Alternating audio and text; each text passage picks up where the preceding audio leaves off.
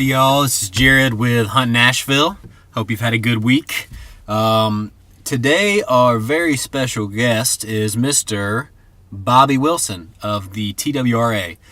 Bobby is the Assistant Director of the Tennessee Wildlife Resources Agency. He and I have known each other for probably about 10, coming up on 15 years now or so. He's a really good guy, avid deer hunter, avid turkey hunter, avid fisherman. And also kind of the second in command when it comes to the Wildlife Resources Agency here in Tennessee, and takes care of a lot of the day-to-day operations as far as enforcement. And I think he deals a lot with the boating side of thing and wildlife, and oversees some fisheries as well. And so it's a really good conversation we had. It's nice to sit down with some guys at the conservation agencies and the people who work in these different groups to pick their brain a little bit of people that are actually boots on the ground trying to help regulations for hunters and fishermen. And not only that, but, you know, the wildlife in general, even non-game species here in the state that, you know, people take for granted that these birds and these different animals, these different, fish and that kind of thing are pretty abundant here, and stuff that we don't even hunt. But you get the opportunity to get out and see it, and they're flourishing. So I want to mention, make sure you follow us on Instagram, at Double Trouble Hunting, YouTube, youtube.com/Double Trouble Hunting, and Facebook, Double Trouble Hunting. Really enjoy talking to everybody on there. Make sure you subscribe to this podcast if you like it. If not, don't subscribe. If you don't like it, just don't subscribe. That's totally fine. You're not gonna, you will hurt my feelings a little bit, but I'll be okay. Well, no, I'm gonna cry about it. So you should probably just subscribe and then unsubscribe after you do it, if you want to do that. So anyways, I'm rambling. I do this every time I do one of these intros. I get on some sort of tangent. So, without further ado, here's Bobby.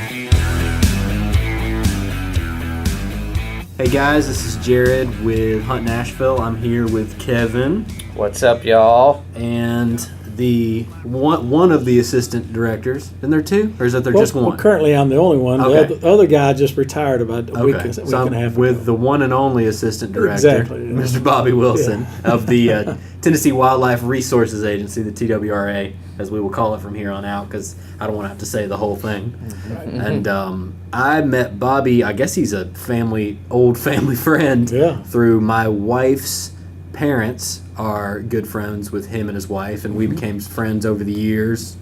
Did a little bit of hunting together and hanging out and that kind of thing, and we always have something to talk about every time we get together, because it's either deer season, turkey season, or fishing season. It's usually revolved around hunting or fishing. That's right.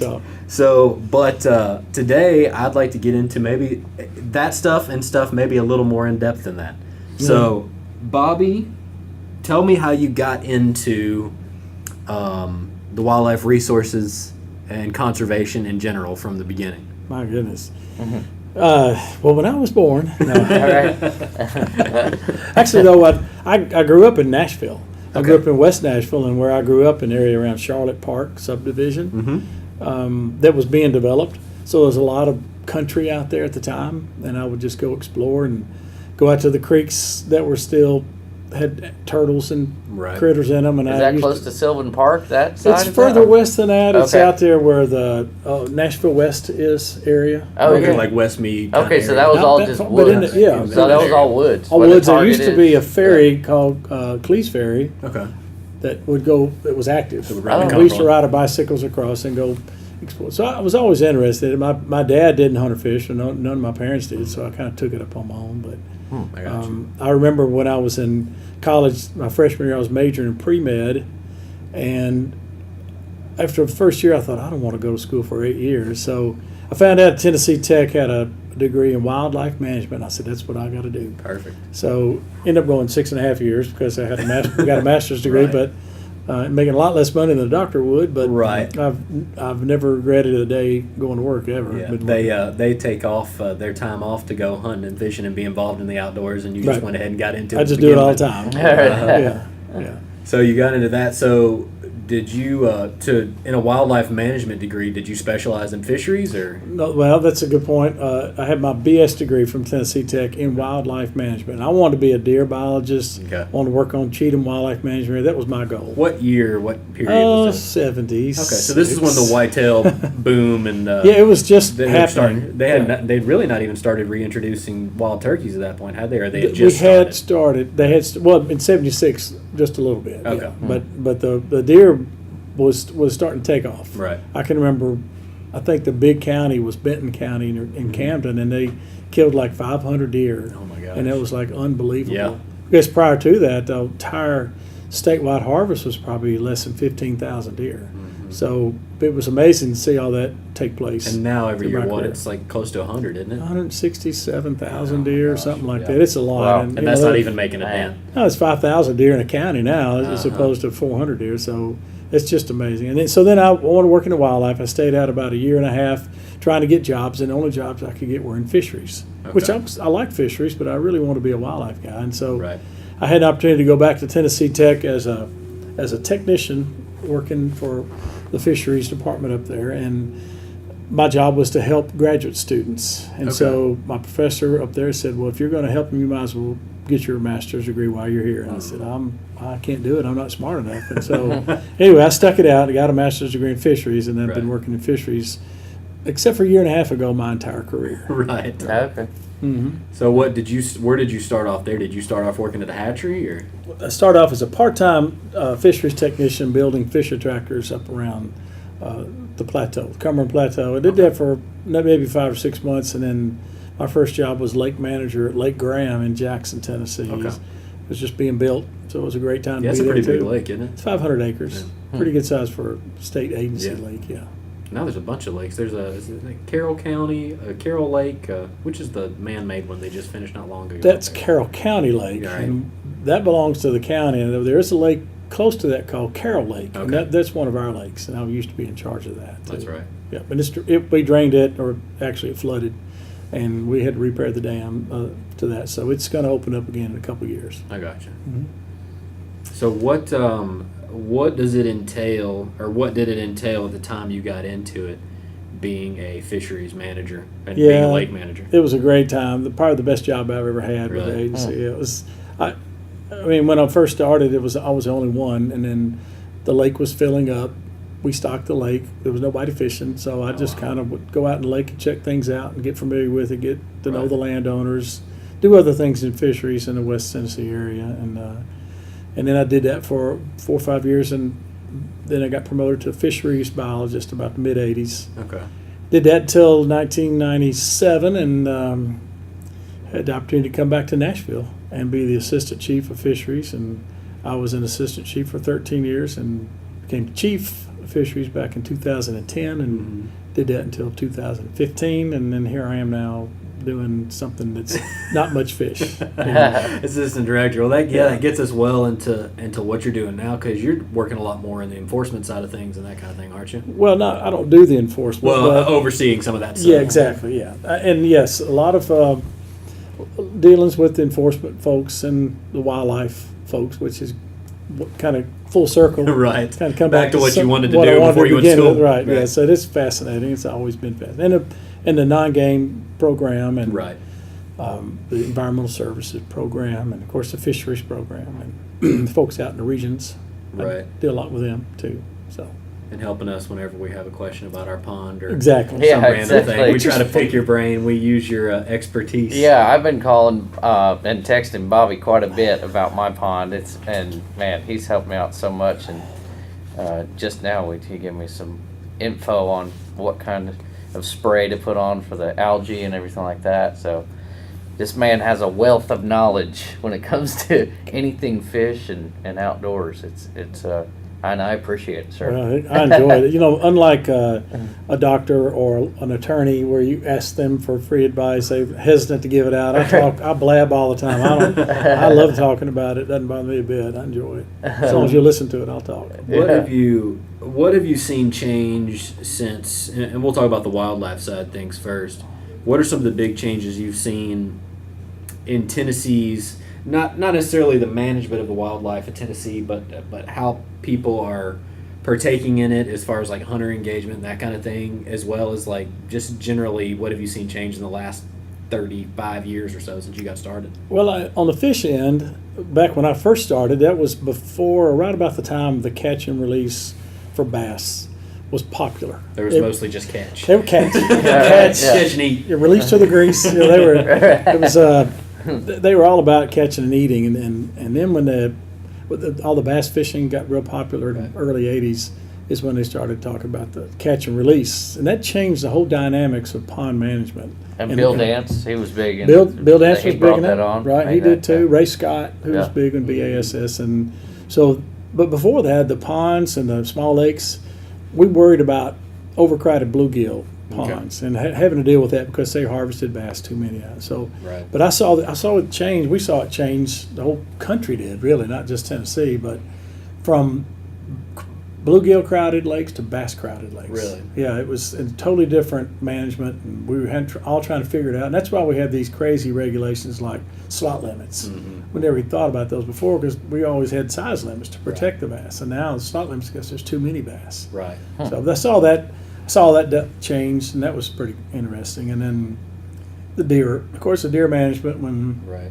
we first put them in, it was if you could shoot it, you shot it. From brown, it's down. You know, it was like, and we didn't think anything about trophy management so much back in those days. And now a lot of the attitude now is there's so many deer that have been around for a while is, well, let's do something to make them bigger. And Right. we've done that. And Yeah. I think with our Taking the regulation- buck limit down, down 2 to years 2, ago. right? Yeah, to $2 a day, and some of the other regulations I think has helped too. So Right.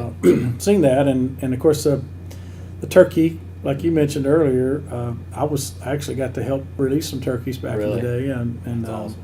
Would in that the have been 80s. like 80s? 80s? Yeah, Yeah, that's, back in that's 80s. and- amazing. So how has that changed, like the populations of turkeys?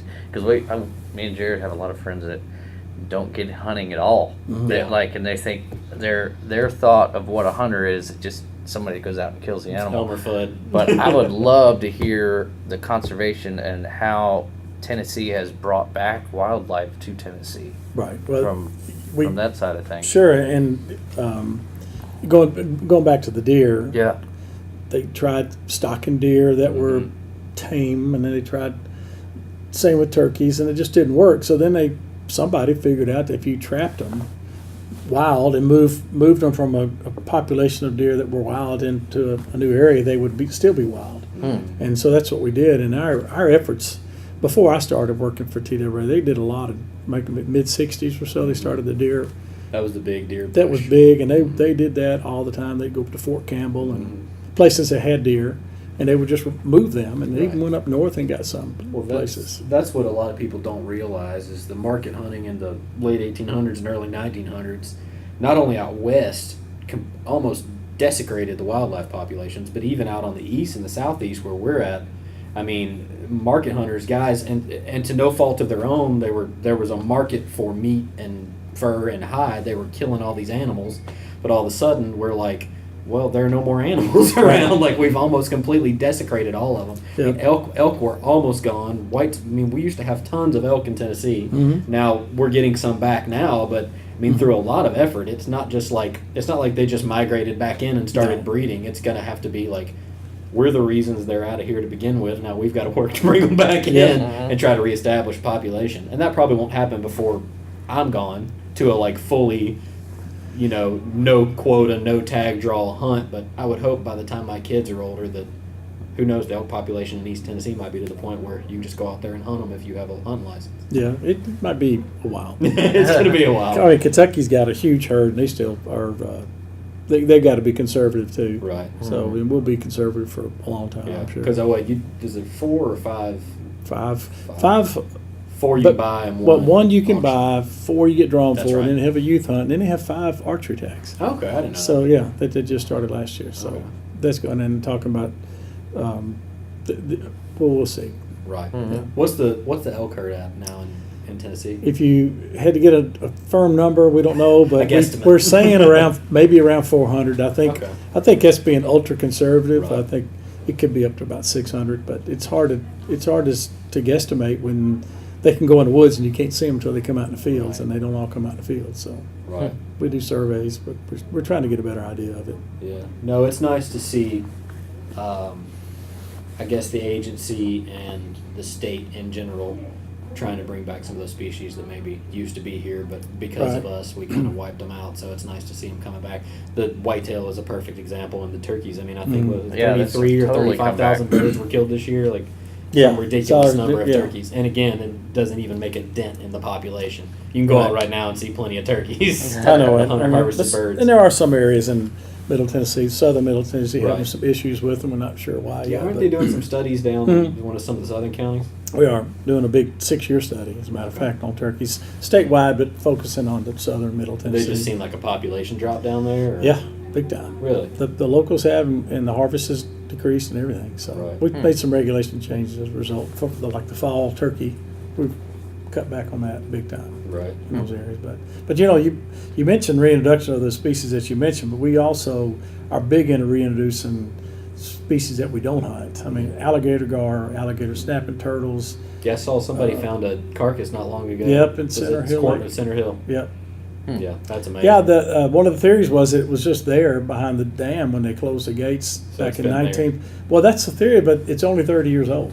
So that The- brings it. Where'd it come from? The turtle is 30 Yeah, years old? well, it's dead, Oh, yeah. but they aged it, Oh, okay. and they found out it's around 30 years old, and so Right. that was way after the lake was built. So it could have crawled up from the Caney Fork River. Now it makes me think, the Caney heck of Fork a- is ice cold. That's a heck of a crawl. And the too. turtles are cold I've blooded. been to They'd that dam. probably took them 10 years to get up that river, as cold as it was. But Yeah, because they're a species of most concern, or I don't know how it's listed. But yeah, species of concern. That's right. Yeah, that's very, very good. Sorry, I'm trying to keep up with the terms. So we've been stocking those, and mostly in western Right. Tennessee, the Mississippi River drainage. Same with the alligator gar. They're all, if we stock them, they're in either the Wabine Forkadere River system or somewhere in those areas, Mississippi River. Well, speaking of the Mississippi River, how's the Asian carp problem looking right now? Gosh, Is it getting worse? Oh, or- that's Uh, those carp that jump into your boat and everything? yeah. I've been seeing videos of that. Well, Is that- they're expanding, and I won't say they're getting better. Right. So they're not. We do know that for the Tennessee River system and the Cumberland River system, where we've got them, we haven't seen an impact to our native fish yet. The bow fishermen love them. Yeah, I met a bow fisherman that I was hunting at Cheatham WMA turkey hunt a couple weeks ago, and I ran into this guy in the middle of the woods, and he was here for a bow fishing tournament. He was like, "Oh yeah, Oh, yeah. That was sponsored. I'm like, they don't love them Yeah, here. Bass Pro Bass sponsored Pro, that. yeah, Yeah, they they had a put big- it on. yeah, Mhm. they did. It's gotten real popular. Have you seen some of those bow fishing boats? Those Oh my airboats? gosh. He showed me a video of his. They spent like 150 grand on. I was this gonna boat. say, With yeah, they're- lights, yeah. like these huge LED lights. They're and unbelievable. graphics all Yeah. over them. Oh, it's insane. Yeah. Those guys get into that. They get stuff. serious. Yeah. It's awesome. I told him, I was like, I need to hitch up. He was from Arkansas. And we ended up turkey hunting the whole morning together, and he was like, man, next time we're in town, I'm gonna send you a message on Facebook. We'll good. take y'all out. I was like, Yeah, I'd do it. I want to do that too. I want to try it out. I mean, I've got an extra bow I can set up. Yeah. I mean, you I can- got it. Do you actually eat the carp? Yeah, you can eat You, them. I mean, We you fry can them eat- up? Oh yeah. Really?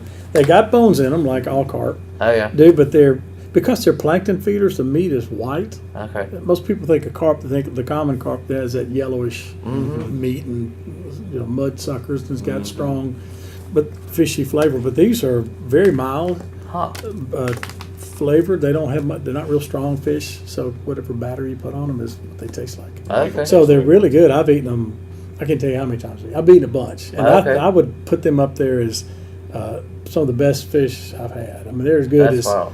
people probably say I'm crazy, but they're almost as good as crappie. Man, well, that They're makes me good. want to cheat. I'm Well, going to they're get really, that bow set up. they're really trying to establish a market for them here in the state, because Right. apparently, because they're an invasive species here, but in Asia, They're they're what they eat. they've wiped them out. Yeah. They really Oh, have. okay. They're so Yeah. popular Yeah. that they don't have many of them there. They raise them and sell them over. They don't have They hardly probably any look at more. us like, why are you trying to get rid of Oh, them? they do. Yeah. Because they're eating all of our native fish, They- and they're eating all the food. We've had several groups of people from China that come over and they're interested in it, and they're just amazed that they jump out of the water here. The silver carp Yeah. do, and they don't jump out of the water in Oh, really? China for some reason. But they think that means they're vibrant, and all that they really want them because Yeah. it's exciting to them, and so there's the demand, but now the problem is they don't want to pay a lot of money for them. It's kind of hard to work that out. But they're selling some to the Chinese, Right. and there's a processing ship.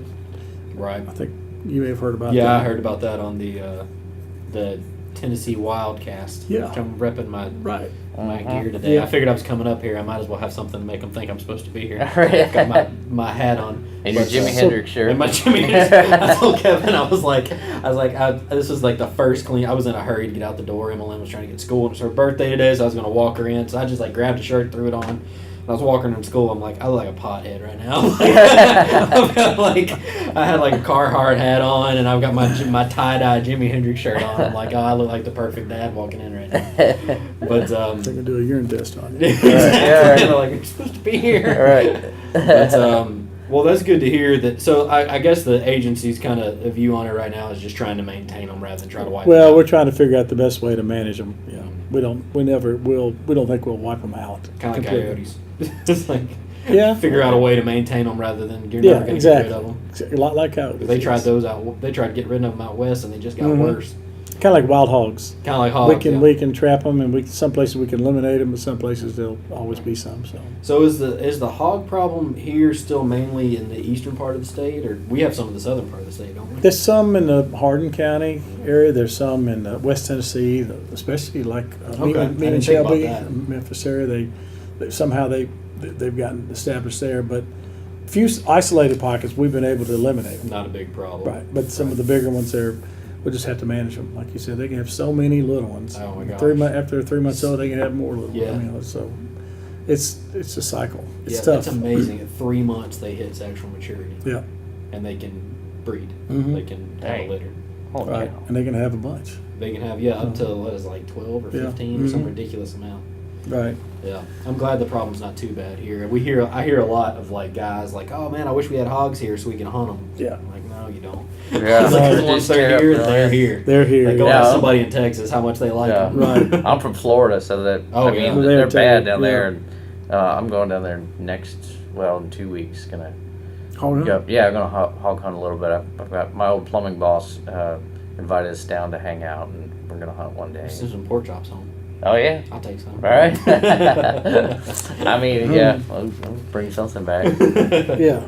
So, do you mind if I spitfire Go ahead. a couple Bring it on. questions? This is going to be coming from. This is the rapid fire section. This might be kind of funny, but this is going to be like the ultimate questionnaire that you would get from a redneck hunter. You are a redneck hunter. I am a redneck hunter. I are one. So okay, I was just thinking, okay, here's one. If I come to a fence and there's a definite fence in the woods, Asking for a friend. I'm asking for a friend here, and there's a turkey on the other side of that fence, and I'm wanting to shoot that turkey. There's no posted signs. What does the law read that I'm supposed to do if I don't know who owns that property, and what do I do? Because there's a conscious, there's a big, Yeah. You're checking your conscience there and what you should do. If I'm not seeing a posted sign, am I going to go to jail if I shoot a bird right there? Well, it doesn't matter if the land's posted or not. You're supposed to have permission Right. to go to somebody else's property. Yes. Just if it's not posted, doesn't mean it's okay. Right. So the answer would be, I wouldn't do it unless you have permission. Right. And legally, you can't do it unless you have permission. either. Right. So yeah. Yeah. No, that's good to know. I just want to get the word out because Oh, I know. We this hear a happens lot. all the time where like guys are like, oh. It wasn't posted, so it's fine to hunt it. Yeah, I'll guys tell me that. Right, They'll be like, right. oh, it's not posted. Yeah. I'm so- like, that's No, not true. you got to have permission. Yeah. Yeah. Yeah. So just don't ask me a question about water rights down a canoeing or Oh, yeah. fishing down a creek or a river. gets tricky. Golly. Oh, is that? I didn't even know I that was own a that thing. bank. That's my water. And they own the bottom in some cases, so And it's not the just- water but that's not the water flowing that on it. flows over. No, they don't own the water that flows over. If it's canoeable, then you could probably canoe down as long as you didn't anchor or touch the tie up to the bank or Really? anything like That's that. something else. Wow. But you can, if it's like a small river that you can float a canoe down, and you can Mhm. you're okay as long as you put in where you have legal access and take out where you have legal access. But Mhm. somebody's private property, you're not supposed to anchor or get out of the canoe. You just as long as you're floating, you're okay. But That's wild. yeah, but that gets tricky. people Yeah. will get upset about that, and we get moved. Oh, I can imagine. Yeah. All right, when will a resource officer actually take your gun in your truck? This is What do you have to do? yeah. These are all questions that like Speaking for a friend, We're right? not lying. I'm just saying. Yeah. they're A buddy you of know mine these are the wanted old like the guys. Well, oh, they'll take your truck for that. No, What is the kind they of won't. thing? I'm just curious. Most of the time, if it's like a hunting violation, yeah, sometimes they'll take your gun. right. And By but they won't- hunting violation, like shooting it when you've been Well- told like, and you're shooting deer off of someone else's property, or doing hunting shooting over on the bait, road. hunting over bait, Yeah. something like that. Yeah. They will sometimes take your whatever weapon you're hunting with, whether Yeah. it's a Officer's bow or a discretion. muzzle loader. Yeah. Right. Yeah. Now the vehicle they will only take if it's used to transport, I think it's big game, Okay. in a violation. Oh, right. Sometimes they can confiscate Like that. you shoot a deer out of season, or And have it in the back of your truck. shoot a fawn Right, or right. something. Yeah, Yeah. have it in the I back of your can't imagine vehicle, anybody doing that, and then we catch you with it in there, or catch it with evidence in there, then Yeah. it can be and confiscated. hiding animals and that kind of thing. That's really, you hear stories. You know, Yeah, as hunters, it's- Oh like, man, I've got. It's really rare that we confiscate. We don't do Yeah. a lot of vehicle confiscations. have you ever run into a problem? Do you have any stories of like I've heard about mechanical deer, like where you put them on the side of a road? Yeah, we call them Timex. Oh, really? Yeah, they take a licking and keep on ticking. That's what they, yeah. Y'all still run those sometimes? We still do. Wow. Yeah, and now They they, work. at first they did, and they just had mounted deer, stuffed deer. And they of course then Okay. the illegal people figured out, okay, if it's not moving, don't shoot it. Well, then we figured out we had this that we could make the tail flip up, Uh-huh. and it would flip Right. up, and then the head got to where they could rotate it, and of course the only crime we can get them with, the only offense we can get them with, is hunting from a road or Okay. shooting from a road, not hunting, but shooting from a road because. Okay. Does It's it a not dead count as- animal. They can't get them for Does hunting it out of not season. count as trespassing or anything? You can do that shoot too. Over property lines. Right, you can do that, but you have to physically get out and go get it. But if you're Isn't hunting it- from shooting from the road is the violation. Isn't there a guy that got hit hard? He shot a really big deer this last year. I want to say it was somewhere north of town, and shot it on a farm across the Oh, road. yes. And he got hit hard. They can get it for that. Yeah. But if it's a stuffed deer, right. then Yeah, they this can was a only, real they deer. can only get them for Right. shooting from the road. Yeah. What's Oh, okay. It seems like it's changed. Of course, like we live in town now, so it's different. When I was in South Mississippi, I was in the country, but like that was not uncommon when I grew up to you see a deer, somebody Mhm. hop out and lean over the hood and take a shot at it, or spotlighting, or anything like that. Like it seems like that sort of thing is becoming less and less common. Yeah. Of course, that could be my I don't personally know anybody that's ever done no, it, but I know you people hear that have done it, stories, but yeah, but it's been a long time. yeah. Yeah, I think it still happens. Right. But it may be, I don't know if it's less common or not. May just be Maybe it's the because there's areas so I'm many around. deer and that people have so many opportunities to kill deer now Right. that it's not that big a deal. I don't know.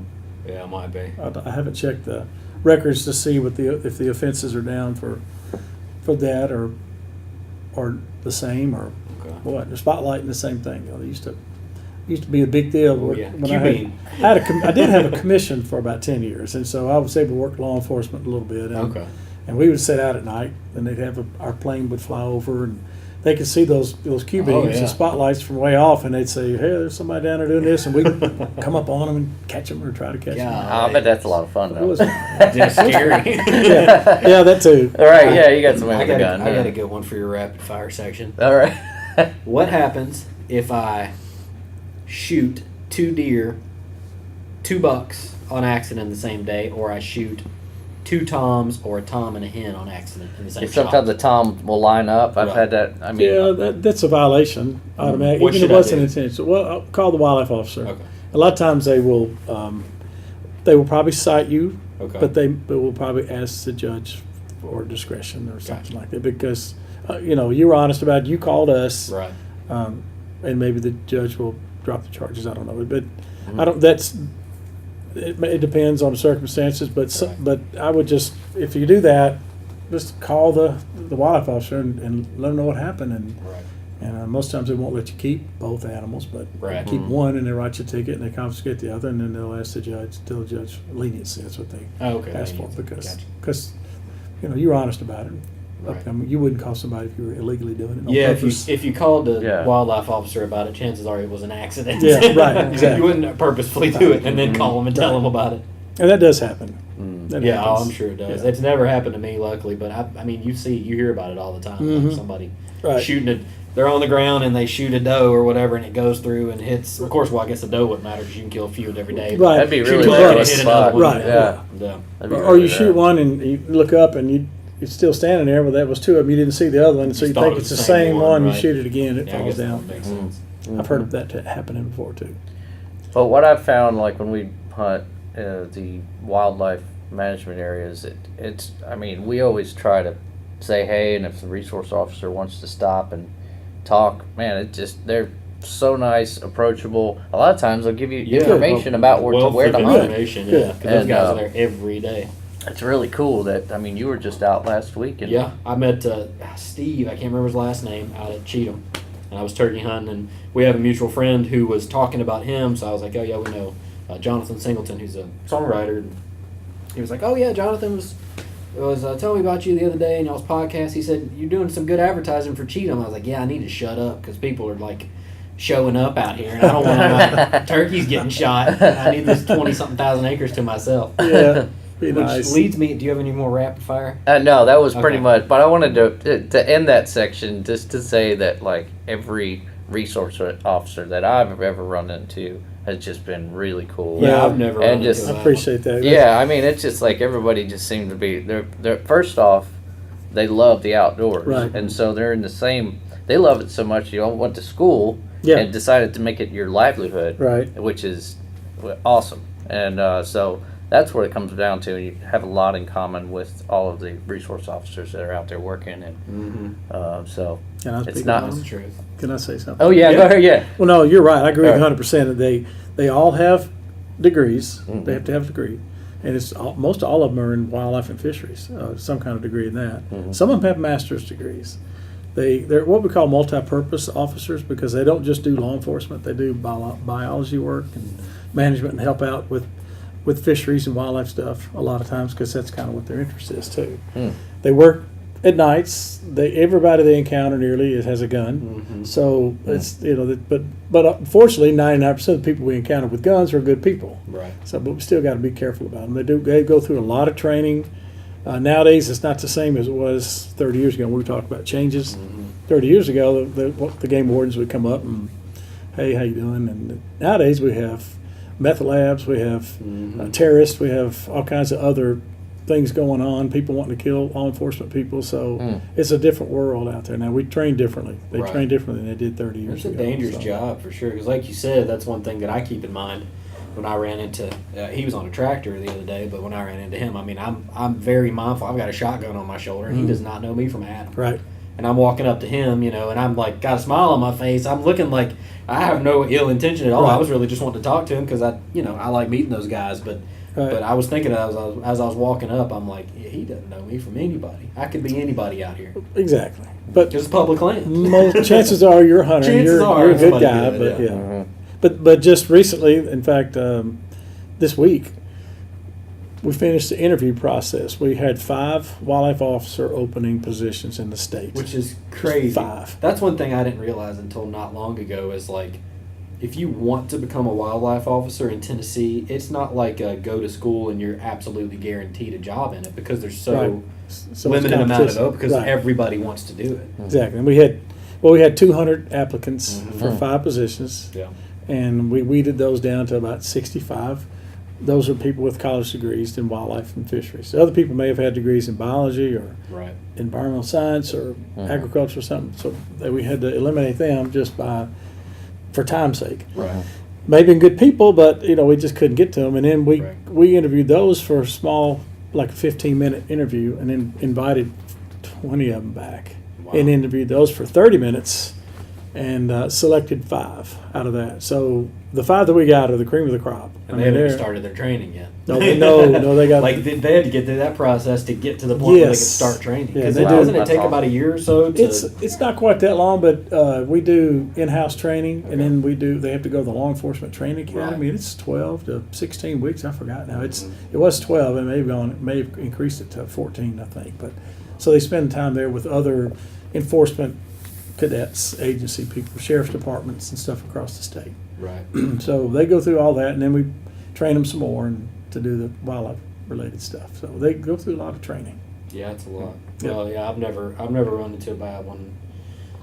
And usually, like Kevin was saying, when you're out on public land, it helps to stop and talk to them. One, because you definitely don't look like somebody's trying to get away with something if you're going out of your way to talk to them. And two, they're a wealth of information. Right. Not only where the turkeys and the deer are, but just regulation wise, you might have a question because a lot of guys.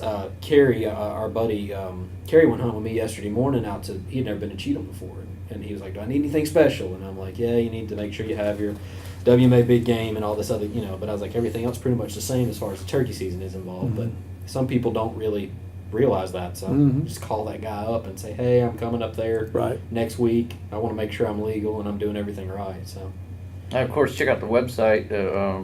Yeah, for sure. TWRA website has all the information about and WMA maps, which are invaluable. Yep. And we have them. You've never been. We have an app too. Yep, an app for your phone, for your iPhone. Right. So. Well, that leads. I have one more thing. All right. I have one more. Another rapid fire? No, this is a rapid fire. There's been a big, not a debate, but in the conservation and hunting community over the last 6 to 8 months or so has been public lands. And we don't have to deal with it as much here in the Southeast. We have a lot of federal land, but I was trying to read up on it. I think there's only about 7,000 acres or so of federally managed hunting land in Tennessee, if I'm not mistaken. That my number could be way off. But I know there's way more of state-managed public land, wildlife management areas, and that kind of thing. Yep. I almost wonder, and I want to see what the agencies, or not that you can represent, or you can represent the agency, but represent your own opinion in it, is like, do you guys see hunters in the Southeast taking advantage of those public lands as much as maybe they could? Because traditionally, having grown up in the South, it's not hard to find a farm to go hunt on. You can go up to a farmer or a family friend or something, go out of town, you can find 50 or 100 acres to go hunt on. But those opportunities seem to be becoming less and less as these suburban areas expand. And I've even noticed it's harder to find private land to hunt on that's within 45 minutes or an hour of town. Right, somebody hadn't already leased it. Exactly. Yeah. So I'm almost wondering if you guys have seen an increase in hunters taking advantage of public lands over the last few years, or if it's pretty much been the same. I think for a it's while. been about the same. Okay. And there is a lot of federal public land. There's a lot more than you might think. Okay. There's the land between the lakes is federal Okay, land, I didn't realize and that then was federal. the Cherokee National Forest, Right. Big South Fork National. Okay. Right. So there's, I don't know how many acres there is. A lot in the Cherokee National Forest, but Okay. Well, that's but definitely we more have than 7,000. we have about 500,000 acres that are fee titled to us. Right. I don't want to say we own it, TWRA, but it belongs to the state. Right. But we sort of oversee it. It's Right. our title to us. But we have a lot of land, and we're still buying land. That's one of the things that we get to do is purchase land. We're looking at, when we buy land now, is mostly if it's land is special land. Maybe it's joining an existing wildlife management area so that it adds to it. Okay. Instead of just an isolated pocket of 300 acres out in the middle of nowhere, Right.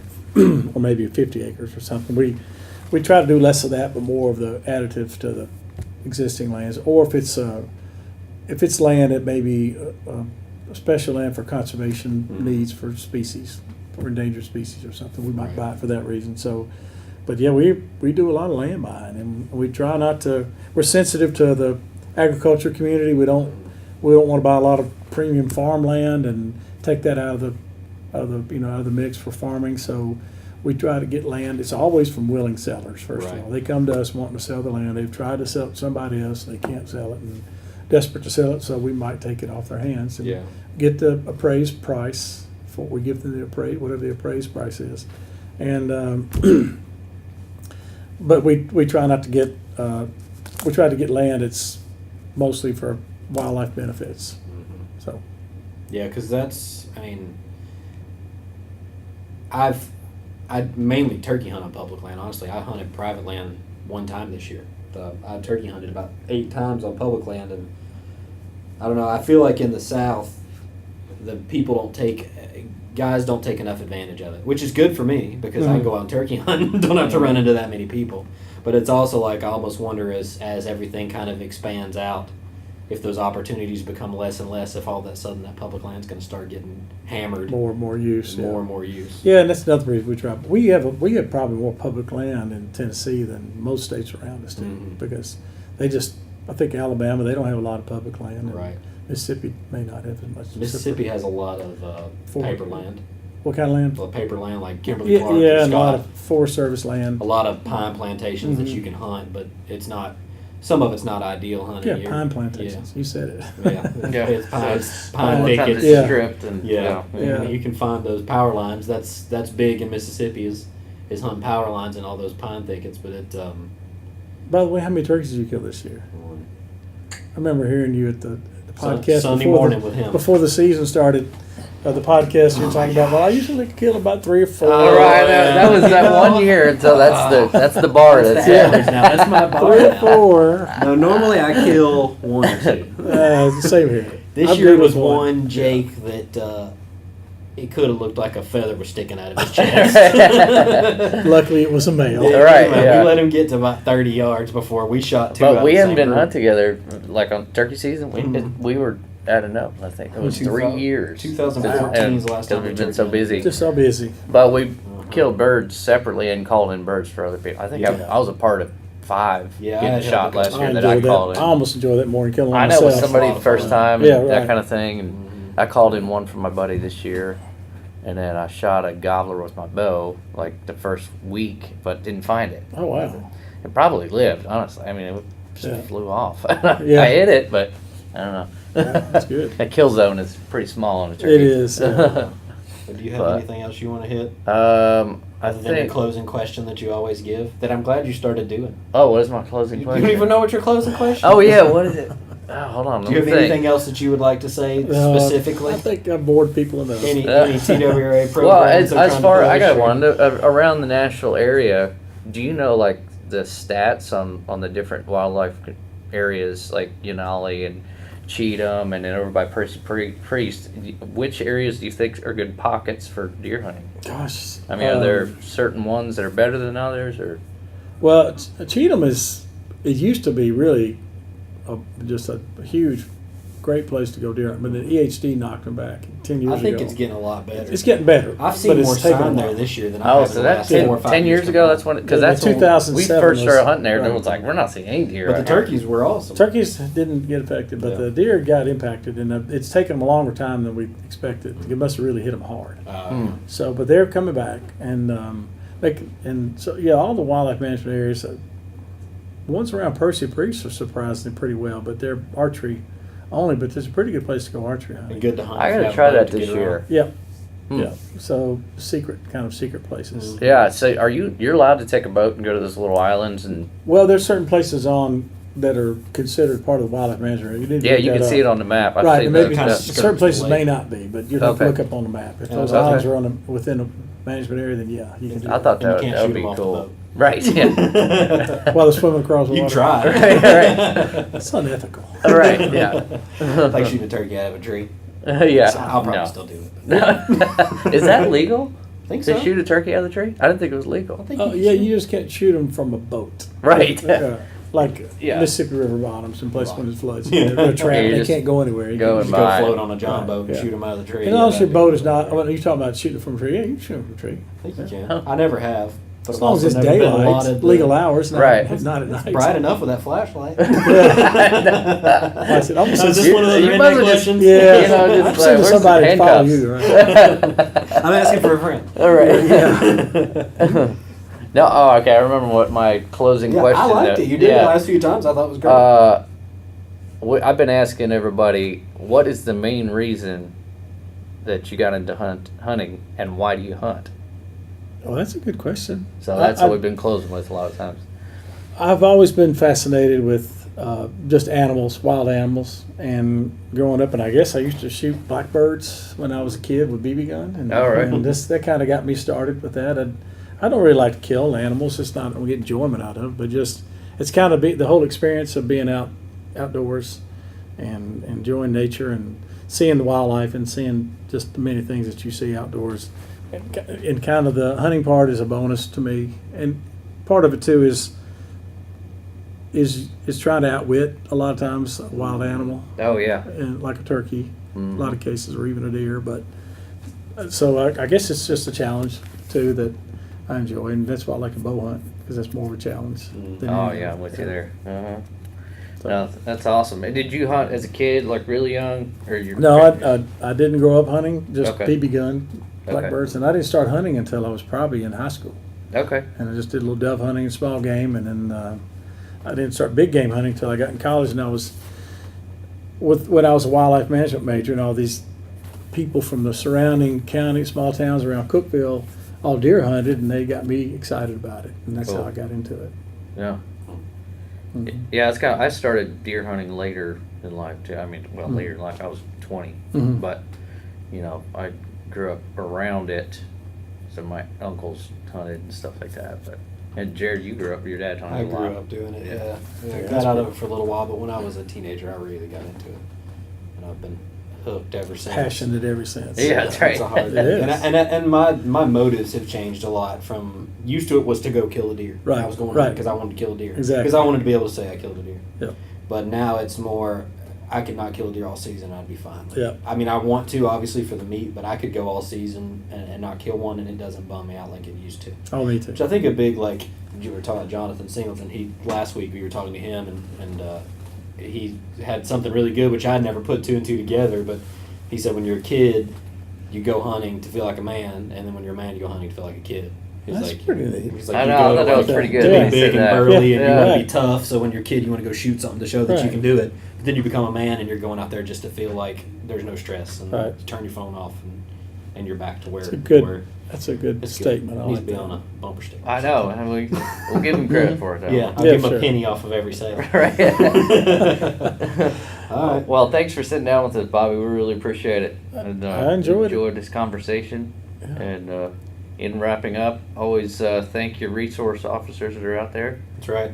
And Give them a big hug. They love it. yes. Take your gun off your shoulder. Yeah. Bobby. Yeah, do that first. Do that first. Yeah, I appreciate that. They're good people. Thank you. Absolutely. Thank you.